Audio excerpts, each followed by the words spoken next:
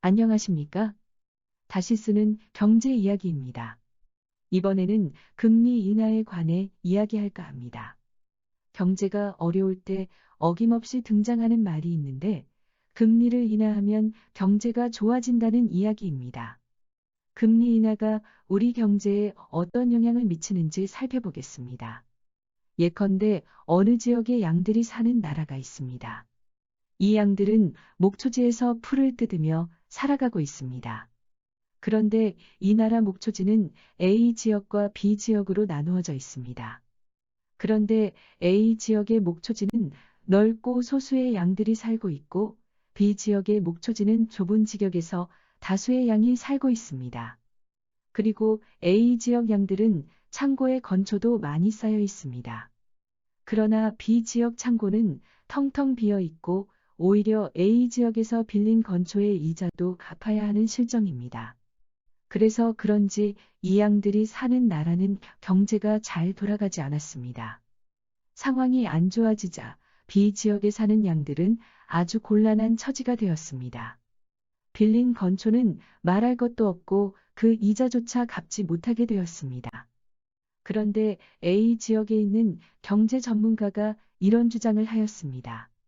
건초를 빌려간 이자를 낮추어주고, 거초를 더 빌리게 해서 이자도 갚고 경제 활동도 하게 해 이 문제를 해결하자는 것이었습니다. 결국 그렇게 하였습니다. 또한 위와 같은 상황이 발생하면 똑같은 방법으로 그 문제를 해결해 왔습니다.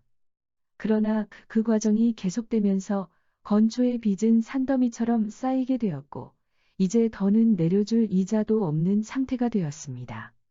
그리고 마땅한 해결 방법도 없는 상태에서 시간이 흘러 상황이 더 악화하는 것을 보고 있을 수밖에 없는 상태가 되었습니다. 위에서 본 이 가상의 상황은 사람이 깊은 상처를 입었는데 치료는 하지 않고 진통제만 주면서 상처가 더 깊어지기를 기다리는 것과 같은 형국입니다. 상처가 났으면 신속히 치료해야지 치료를 뒤로 미룬 탓에 상처가 더 깊어져 치료하기가 몇 배는 힘들어졌습니다. 금리 인하는 상처를 치료하는 것이 아니라 고통을 잊게 해 상처를 방치하게 만듭니다. 어떤 사람은 이렇게도 말합니다. 금리를 인하하면 기업이 돈을 빌려 그 돈으로 투자를 늘려서 경제가 좋아진다는 주장입니다. 그것은 노동집약적 사회에서 자본집약적 사회로 가는 시기에나 맞는 논리이지. 자본집약이 어느 정도 이루어진 상태에서는 맞지 않는 논리입니다. 지금 돈을 빌리고 있는 주체는 누구이고 돈을 빌려야 하는 주체는 누구입니까?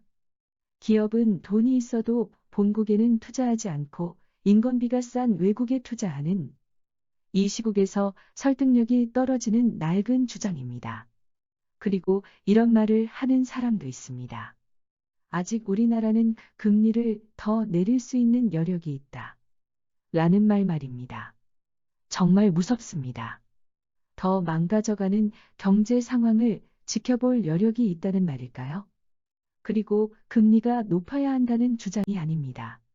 금리가 낮은 것도 좋지만 근본적인 문제는 방치한 채 빚을 늘리는 방식으로 문제를 덮으려는 것은 안 된다는 주장입니다. 반복하는 주장이지만 공급 중심 경제를 수요 중심 경제로 전환해야 합니다. 감사합니다.